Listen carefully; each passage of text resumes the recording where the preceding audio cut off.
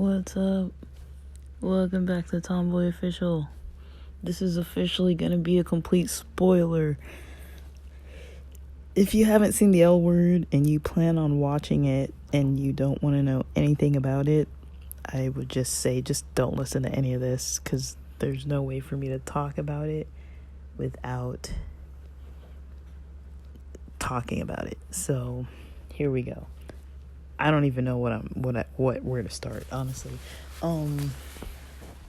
So the L Word is now on season 2 of Generation Q.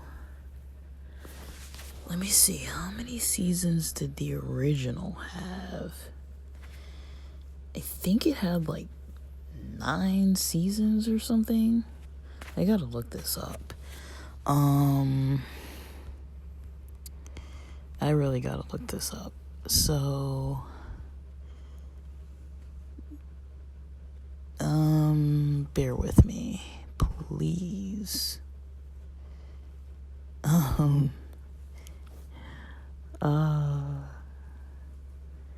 What the heck? Okay. I don't know what the heck? I'm trying to look for it. Sorry, I don't know if my brain is really functional enough for me to be like on the internet right now. Yes, please. Let's do more yard work. If you hear noises, it's the scraping of the trash cans being dragged around the yard by my folks gardening. Alright, so it says 6 seasons, 71 episodes. That's of the original. And then, wait, so no, this is the 3rd season of Gen Q, right? Because there was a second one that I totally forgot all about. What the heck am I don't know, guys. Don't listen to anything I'm saying here, because I don't really know what the heck I'm saying at this point. But anyways, I'm gonna ruin it. I'm gonna ruin all of it. Yeah, the L Word Gen Q is on currently, at the time as I'm speaking, season 3, episode 2. I don't really remember season.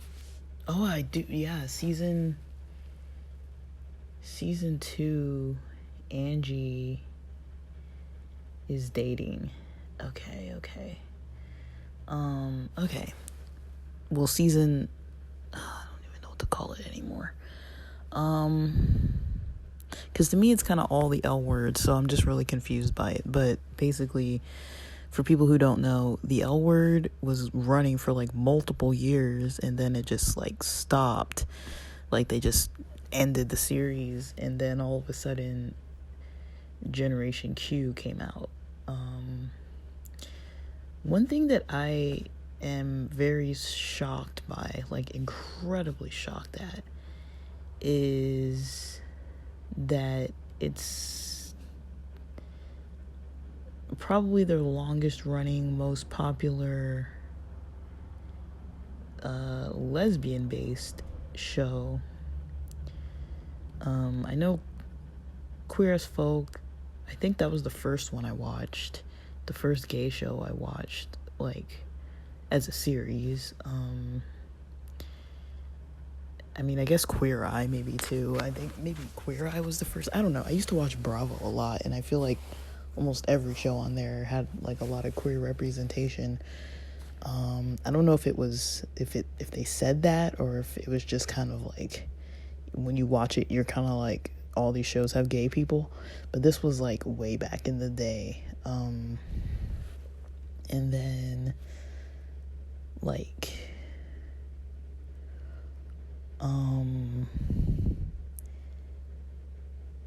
yeah, like I knew the L Word was out for a long time. I don't even know where I heard about it, but I just knew about it. Like, and I remember seeing it on Netflix. It was on Netflix, and I remember initially being like avoiding it. Like, I didn't even look up. There was a point, like, I was like so like not watching gay anything, no gay nothing. Like, it was just me and my straight life, as a not straight person, just trying to live some kind of straight life that was real weird. Trust, it was like the strangest thing. Even looking back, it's like, what was I doing? But like, the only place I really saw any kind of representation was like because I played sports, and a lot of the times when you play sports, when you're a female, you know, you do meet other people who are athletic that are females, and even if they're not out, it's like they still might be a little bit on the mask presenting side, and, you know, might have a little bit of some kind of different type of flair to them.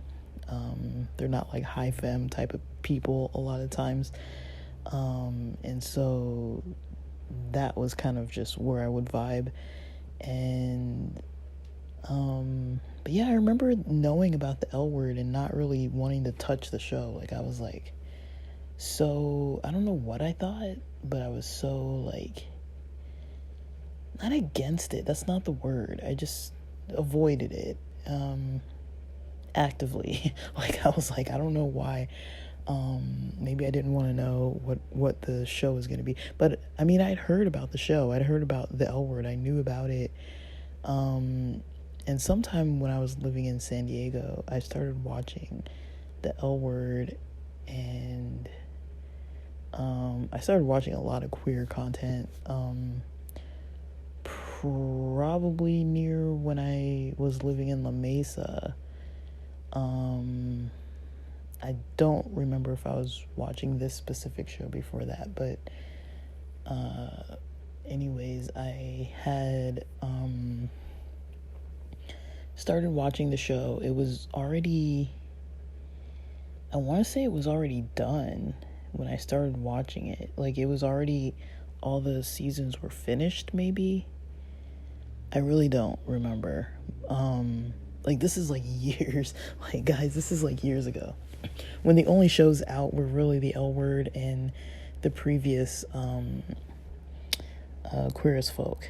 And Queer as Folk is like gay guys, and there's like one lesbian couple, and it's set in like Pennsylvania, I think, in Philly, I think, I don't know where, I think Philly, I don't know.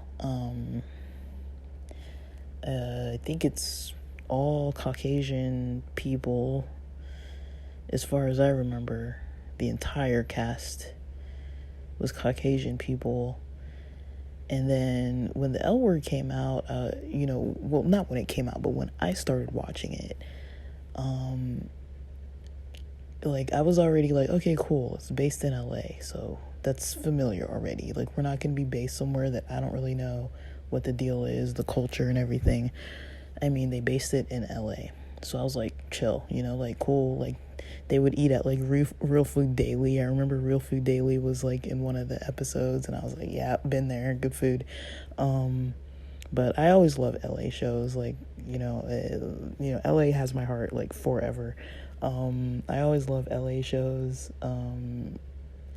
anything based in LA, and then the closer to the coast you get, or the closer to Hollywood you get, I'm way more into it. And it's not hard to find movies and shows about LA. Like, a lot of stuff is already filmed in LA, and then there's so many types of people that there's always some type of show or movie or reality TV or whatever about LA.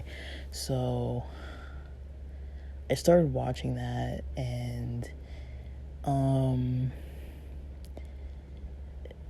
I think what struck me first, other than the hotness of Shane, what struck me first was probably how,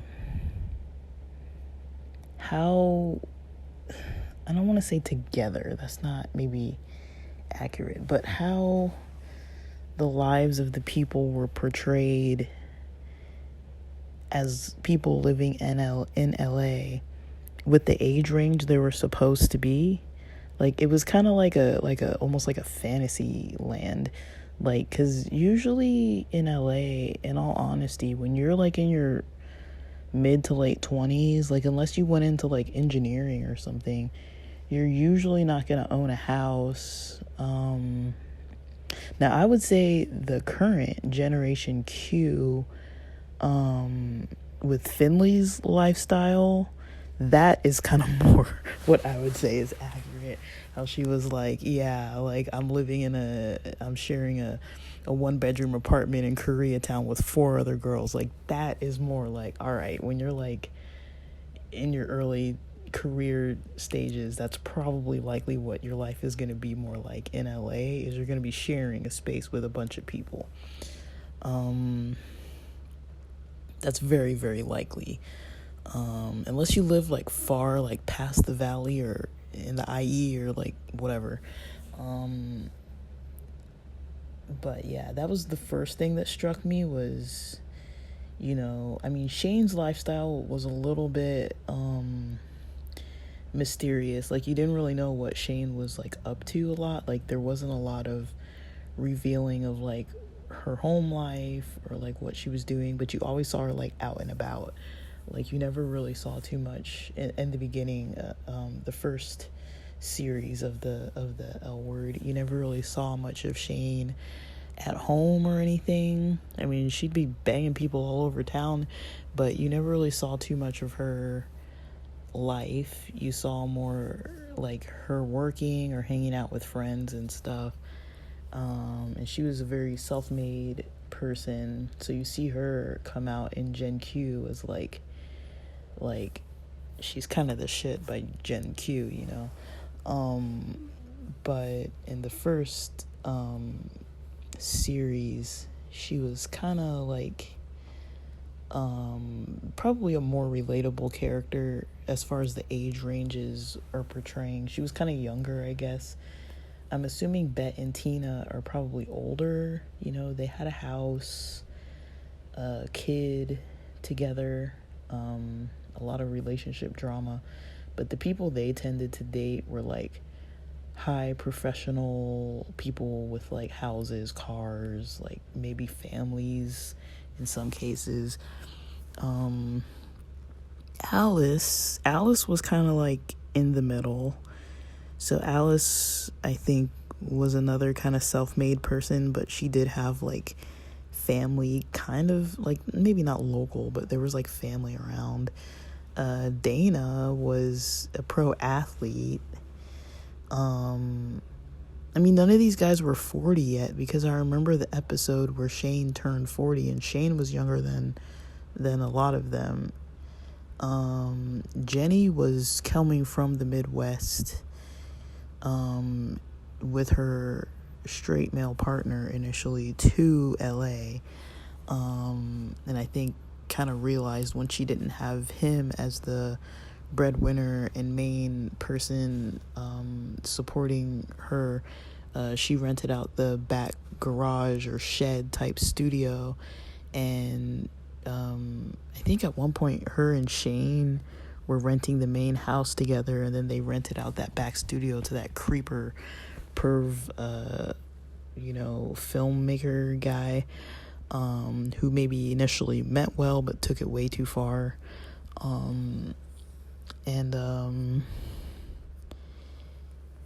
He was kind of more like I don't really want to say personality wise, I don't really like to spin LA as like this place where everybody's like, just like trying to like, get their toe in the door anywhere and just like stepping on people. Like, yeah, that does happen for sure, but I don't want to say that he is like a typical like a documentary kind of filmmaker type of indie film kind of guy.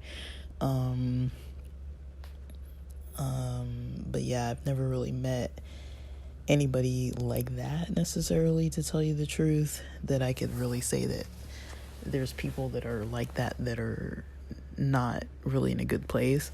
Most of the people I know that are into film production, I knew them through a church in Hollywood, and they're all pretty much into like film, acting, that kind of stuff, and they just kind of did it low-key. But yeah, he was kind of like a typical kind of LA person for that age range. That wasn't uncommon. As far as athletes, I don't really know like anything about like tennis and all that. I know two people who were females that got at least up to the collegiate age range of playing sports in college as females.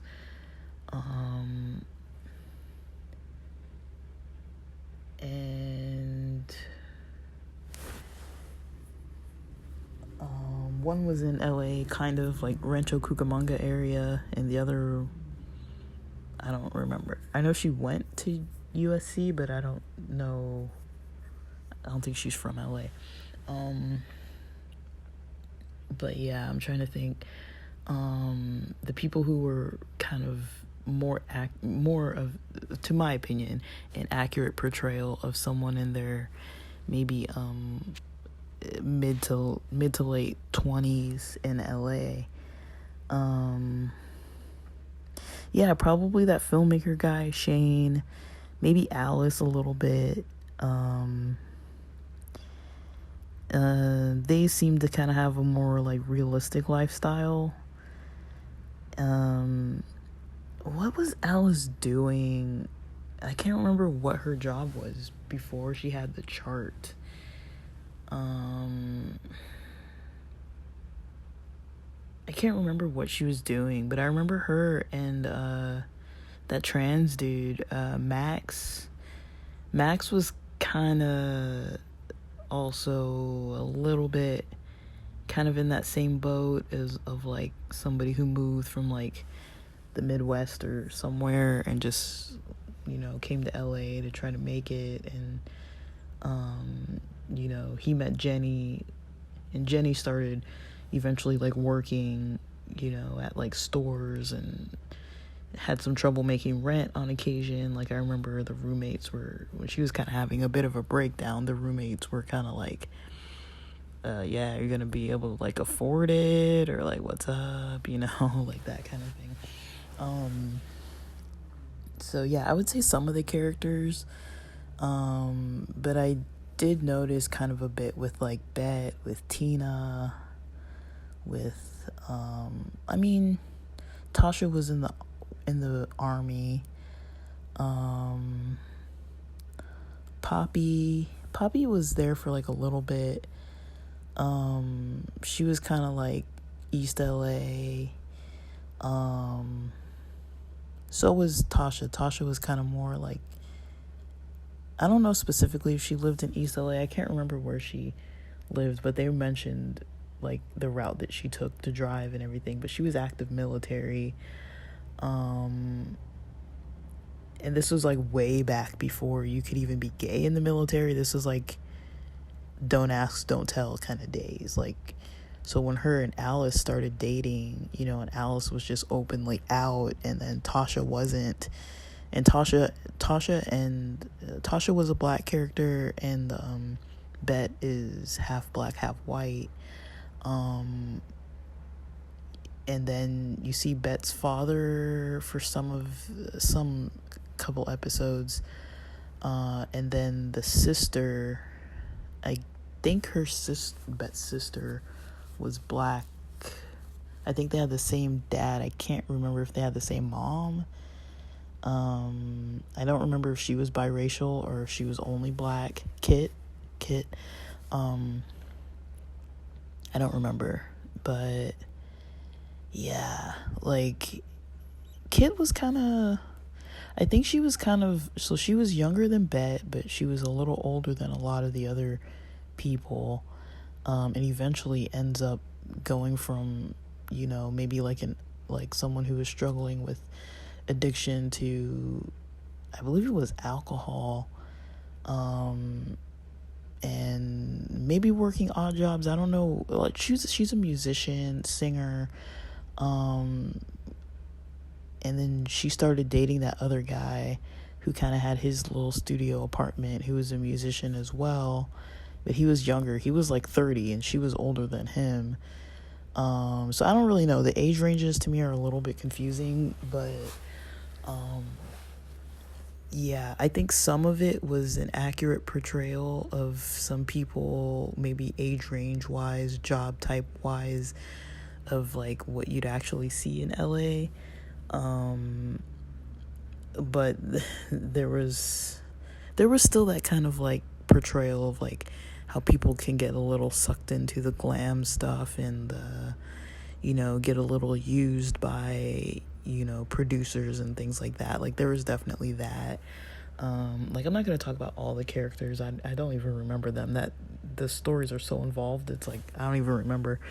I started recently rewatching. Since I think October, I started rewatching the first series, and I think I got to season 4.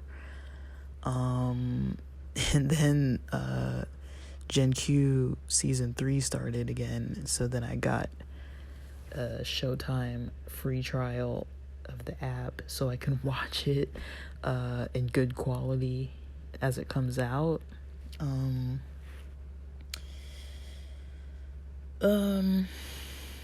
But yeah, it was kind of interesting. I found it interesting. That was the first thing that kind of came to my mind, was the kind of like how it was a little shocking of how they were portraying some of the work lifestyles and just kind of general lifestyles of some of the people, because I was like, I don't really know about this, but I mean, it's a show, it's a TV, but yeah, I did find it kind of a little. That was the first thing that kind of stuck out to me, was that it wasn't very racially representative, and also the way that the people were living at the age range that they kind of were supposed to be was not always too representative of what you actually see in LA. But a little bit. The more I think about it, I'm like, yeah, there were quite a few characters that kind of like may not have had like super high incomes. I mean, in LA, you really do have to make quite a bit of money to be able to just kind of solo do your own thing. And yeah, just like, I don't think the majority of them had cars. Like, I know Shane didn't. I think she had a Jeep at a certain point, though, but she didn't always really have a car. I mean, I don't know. They were just different people, doing different things, but it was definitely, it caught my attention for sure. So there was all that. There was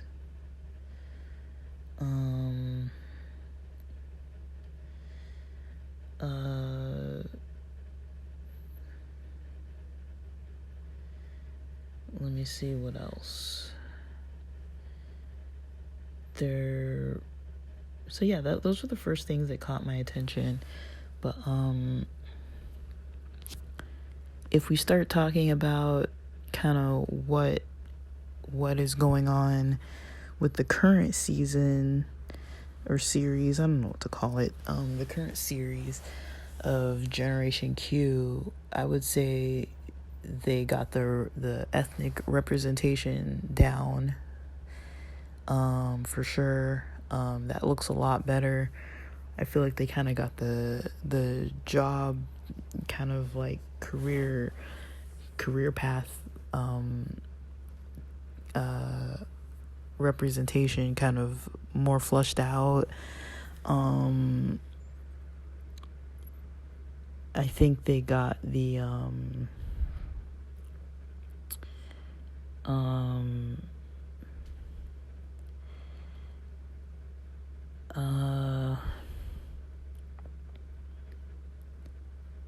I think, okay, so this is something that I find interesting, is some certain characters. So there's certain characters, I can tell you who my favorite or least favorite characters are. I kind of had a love-hate relationship with Alice because she kind of drove me nuts at a certain point, just because she was just a little bit obnoxious sometimes. But then I appreciated kind of how she's creative. Like, she's creative in a way that's not like how Jenny was creative, or like kind of this like artsy kind of person. Like, she's like creative, but like I'm not saying that creative people aren't smart. That's not what I mean. She's really just like focused on the goal, focused on the prize. Seems to kind of just like know how to make things work. She's got some kind of intelligence about her where she kind of like is able to like screw around in her life. Like, I remember there was that point where she was trying to find Poppy from the chart, who was, I don't know, who was like getting more, sleeping with more people than Shane was, basically. And then I remember she was, that was during the time when her and Dana were breaking up, when she was on this like radio show and started talking. She had like a segment on a radio show in the first series, and she started talking about Dana like every single episode, and I think she got fired. Like, I was like, damn, that's a little harsh. But I also liked how she kind of dated people. Like, she did date quite a few guys, straight guys. I remember she dated I'm just remembering this, the lesbian identified cisgender male. And I don't even know what to say. I was just like, what? But she was like dating him and was like really annoyed that he was such a lesbian. She was like, you're such a lesbian. So I remember that, yeah, she dated him. She dated she dated Tasha, she dated Dana, she dated in the new season, she dated, was it Gigi that she was dating, or was that the ex? I think Gigi was the ex. She was dating some other lady. I can't remember her name. Caucasian lady, kind of thin. And they had those 2 kids. And I don't even know the backstory. I can't remember the backstory of how they met, because she just pops up in the season. She just pops up in the next series. And then, yeah, Gigi and all that. There's so many freaking characters in the show. It is like a true lesbian drama. It's like, oh my gosh, like, there's so many moving parts. But it's very interesting. It's a really involved story, and just very gay. It's very gay. It's very great and awesome. I mean, there's a lot of lesbian sex going on, but it's like, whatever. That's how Showtime is.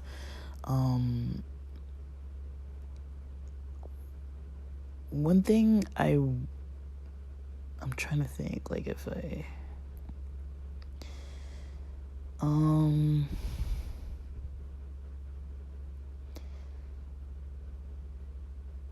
yeah, so with Alice, yeah, I like how in Gen Q she was dating a Gen Zer, and I don't remember, it was a dude, and I don't know why she wasn't like into him or whatever.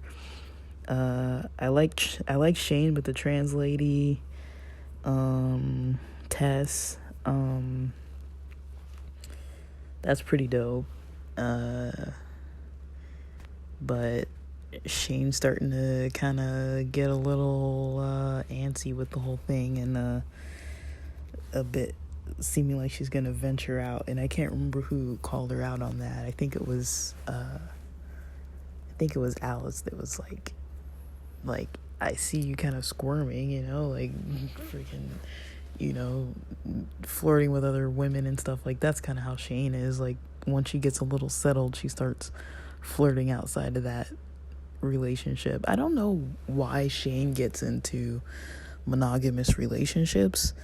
I mean, I would feel like she would maybe opt for like a poly relationship with like maybe some boundaries around the like dating outside of the relationship, because it seems like she just naturally wants to date multiple people.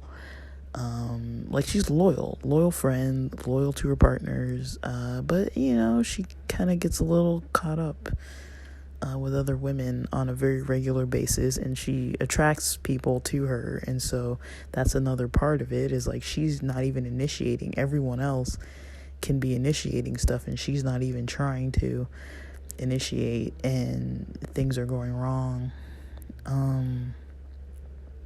I really liked her with Shay, with her little half brother when he moved in the first series. That was a cool segment. I'm hoping to see him again. He'd be old by now, but it would be really dope if they were like in touch, and like maybe he moves back to LA or something, I don't know, to go to college or something, and starts living with Shane. I really liked how Dana's brother in the first series turned up being gay. That was interesting. I didn't see that coming. I don't know. Like, see, this is what happens when you don't have a lot of queer representation. You just watch the same show. Like, I've been rewatching this show for I don't know how many years because there aren't any other ones. And thank you, Netflix, for trying. But oh my gosh, like, there was somebody made a joke about this, about the Netflix queer movies, and it's like they all kind of at a certain point all had the same theme that you always see in every single show. Every single queer show is like you're getting kicked out of your house or somebody's outing you. I think that Chucky, I'm gonna spoil that too. I think that Chucky series, that slightly newer Chucky series that came out, dude, it must have come out in 2021 actually. It must have come out in 2021. But there was some like outing in that. Like, I feel like it was written by a straight person. Like, there's no way a queer person wrote that show. But yeah, whenever they have like a queer element, there's always like somebody's outing somebody, or somebody's, you know, getting kicked out of their house because they're being gay, or found out that they're gay, or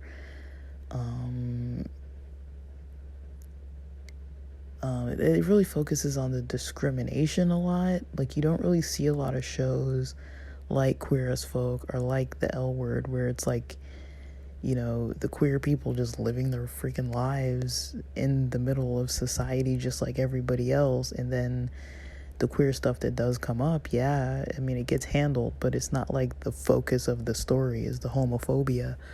I mean, it just comes up when it comes up. Like, the focus of the story in these types of shows is like the life of the queer people and the kind of stuff that they do. I find it very relatable, and it's just really kind of interesting watching a show and series of shows, multiple episodes and series and stuff, where you can like see things where you're like, okay, this makes more sense because this is more likely something that would happen in my own reality. Something that would be like either a conflict or some kind of conversation or some kind of scenario that would like arise, good or bad, where like you just don't see any of that like in the majority of other you know, representation or other series of shows where there's just majority straight people. You know, you don't really see any of that happening. You just see either the stories, like the typical story of like how risky or dangerous or sad or depressing it can be to be a queer person. And, you know, even though that's accurate, you know, for a lot of people, maybe even the majority of people, I don't know, I don't really like that reflection, you know, because being a black person, I kind of noticed too that, like, you know, growing up, I saw maybe Family Matters with like the show with like Urkel and Carl the Cop and all that kind of stuff, and like other shows like The Cosbys, there were a couple shows where there were black people that had professional lives that kind of had their lives together and they were living in mainstream society, but there was nothing black culture really about them too much, other than maybe, some things. But like there were other shows like A Different World that was more like, it's like a historically black college where black students went, or like The Fresh Prince of Bel-Air. Like those two shows I feel like had more of like black culture things, scenarios that would come up, right? And you kind of see that and be like, oh, like this is, even though it was kind of comedy based, it was still kind of like some realistic kind of aspects of things that you actually see coming up in black culture and things like that, versus like whitewashing it, if you will. Like I feel like some of the other shows are like whitewashed in a way that's like, yeah, they look like black people, but they're not really having like black issues coming up. And it's kind of the same with like queer representation. Usually it's scripts written by straight people, and you see the queer people living out their lives as minorities through the eyes of straight people, and you don't really see the whole complicated dynamics of what people actually are doing when they're not being discriminated against, or when they're doing other stuff. It's like, what are things like when you're waking up the next day and just going to school or going to work, or what is it like when you're going to the store, or doing all these kind of things? Like, you're not being constantly discriminated at every single turn. You have other stuff that comes up that may not even be discrimination. It just is just what happens because you are who you are. I think every group of people has that, and I think a lot of it gets represented when you're not a minority. It's like, yeah, you can see yourself in almost everything. And I think when you're a minority on some end or another, you start noticing like, yeah, maybe my ethnicity or race or religion or whatever is represented here, but it just looks like me, but the story doesn't really line up with what I actually talk about with my friends or experience in like would actually have happened in my life. And then that was kind of mostly what I noticed, that I was like, oh shoot, but there's definitely some drama, and then they add some extra sex in there. I mean, I wouldn't say that lesbians aren't fucking everybody all the time. I mean, the ones I know, the majority of them, this is just I don't even know if I could say majority, but a lot of the lesbians I know, like being in relationships, can be poly or monogamous, but kind of have their like main situations pretty solidly down. Is there drama? Yeah, there's drama. But it doesn't have to be like toxic bad drama. It's like you can still be friends with the drama going on. It's like, I think where the drama comes from is because there is like this party lifestyle kind of attached, and so it's really hard to go out with your queer friends to queer spaces where you're not just at a bar or at a club and just drinking and dancing, and there's people stripping and vaping and all kinds of things going on. Like, usually I think if you're a straight person, you have a lot more opportunities or options of places to hang out. It's not just like party zone. Like, you can go to other places that are like establishments that are just mainstream establishments where it's not just like a pumped up party. And I feel like queer spaces are just, the majority of them, like, yeah, they have coffee shops and restaurants and bars and grills and that kind of stuff too, but it's like the majority of people aren't hanging out there. The majority of people are hanging out at the bars and the clubs and the festivals and the parties and the that kind of stuff. The pre-game spot, the after-game spot, the certain parts of the neighborhoods and stuff. Like, there is a lot of like segregation, and then also a lot of like kind of activities that are just kind of like, well, this is the category of activities you're going to have access to. If you're looking for queer owned businesses, queer spaces, that's pretty much all you're going to get, which is cool. But it's like, it does create drama, because it's like, well, you know, people are just like coming off work or whatever, and then they're just like out letting loose and stuff. They're not like sitting at like the Olive Garden, you know, having a soup and salad dinner with some breadsticks or whatever. Like, they're like, it's a whole different thing. Like, you know, you're out looking, you know, sometimes you're like out on the prowl, or other people are out on the prowl, and you're just like, I don't even know what I'm doing. Like, but it's pretty, it's amazing, honestly. But it's, you know, sometimes I have a hard time when I'm just like, I really just want to chill, you know, and like go to the beach and have a bonfire and just like relax. I'm not trying to like, you know, meet anybody I don't know, or like talk to people I don't know, which I still enjoy doing. It's fun, but you know, you can't do that like every single day. But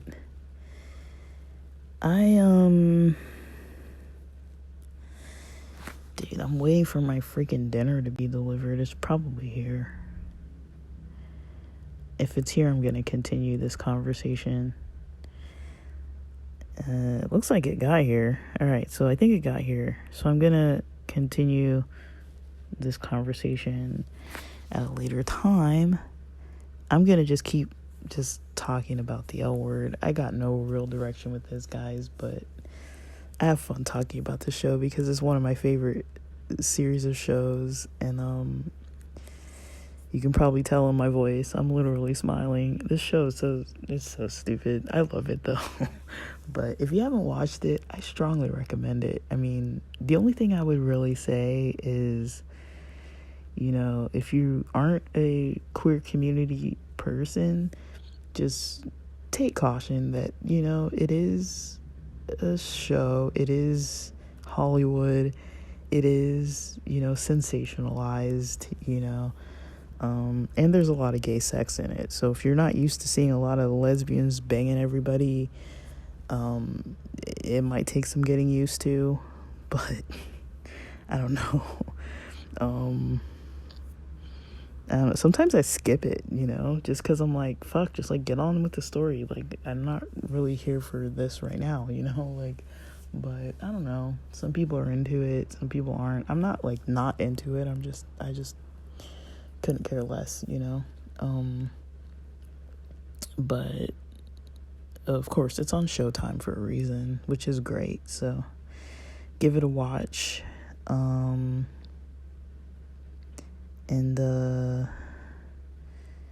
Yeah, I don't know. I almost hope there's a show that comes out that wants to compete with it, because so far, you know, gay producers out there, Queer as Folk and L Word has everybody beat so far, in my opinion. Like, there aren't any two series that make more sense. Even though, yeah, of course, there's a lot of stereotypes and a lot of stuff like that in there, but it's like, there's not a lot of stuff that makes a lot more sense. I'm hungry, so with that, thanks for listening.